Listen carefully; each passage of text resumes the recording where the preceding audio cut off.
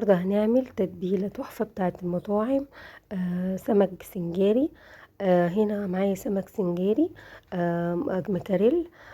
منشفاه من اي سوائل عليه، ونص كوباية ليمون ونص كوباية زيت، وهنا فلفلاية رومي، وحبة فلفل حامي وتوم، وهنا معلقة صلصة للون عشان تدي لون حلو، ومعلقة مستردة. هنا ممكن تستغني عن المستردة، وملح وفلفل وكمون وكزبرة، شور وخضرة للوش، هحطهم على وش السمك.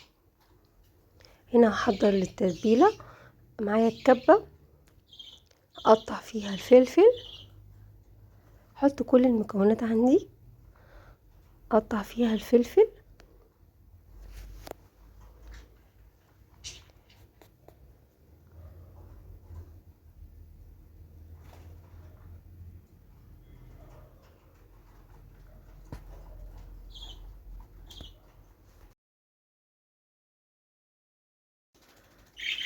واحط كل المكونات بتاعتنا.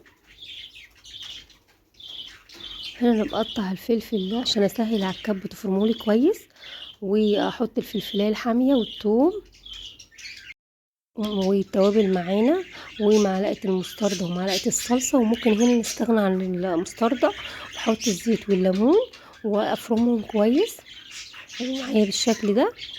دي التتبيلة اللي هحطها على وش السمك واتبل بيها السمك. وعلى فكرة التتبيلة دي انا بعملها برضك في السمك الصينية، بتبقى حلوة وتحفة. احط السمكة على ورقة فويل واقفل عليها من الجناب بالشكل ده.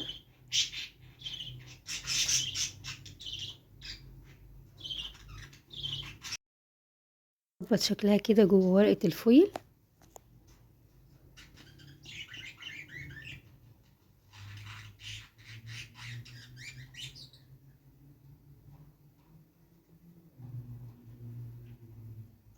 واحط سمكة تانية جنبها بنفس الطريقة، هقفل عليها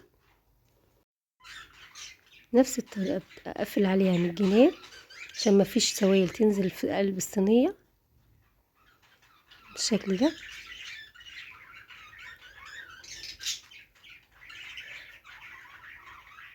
هنا كنت هحط واحدة بس الصينية ما خدتش معانا، فانا هحط بقى التتبيلة، اغرقهم من فوق كده بالتتبيلة الجميلة دي.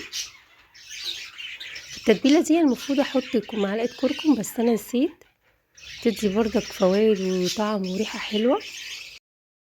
هنا هحط الجزر المبشور والخضرة اللي هي شبت وكزبرة على الوش عشان تبقى شكله حلو.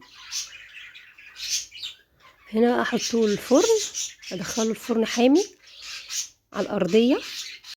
الرز جنبه صيادية.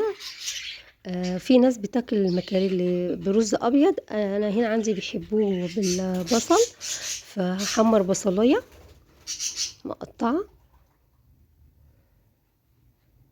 انزل بيها على الزيت كده، احمرها كويس، انا عايزاها تغمق معانا. هنا هقلب فيها لما توصل معايا للون ده، هبدأ احط البهارات بتاعتنا اللي هي عبارة عن ملح وكمون وكركم وفلفل اسمر. بقلبهم مع البصلة تطلع ريحتهم، وهنا هحط المية على حسب كمية الرز وتغلي، واسقط الرز. لونها تحفة، هو اللون ده اللي هيدينا لون الرز حلو. هنا هنزل بالرز لما غليت المية. هنا ممكن تقدري كمية المية بعد ما ضفت الرز، ان كان محتاج معاكي مية او لا. هنا انا محتاجش معايا، يغلي الغلوة بتاعته وبعد كده اهدي عليه النار. هنا غلي، هبدأ هنا في المرحلة ديت اوطي عليه النار، اهديله النار.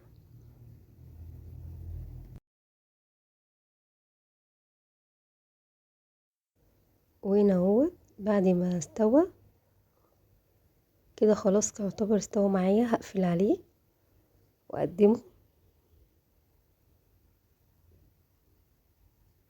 بصوا مفيش حباية معجنة، مفلفل. هنا هطفي عليه وهقدمه. وهنا اهو قدمنا السمك بتاعنا مع الرز. بصوا السمك بتاعنا خد اللون والريحة، مش عايزة اقول لكم، جربوه بالطريقة دي هتعجبكم ان شاء الله. انا ما شغلش عليه الشواية، هو خد لون لوحده.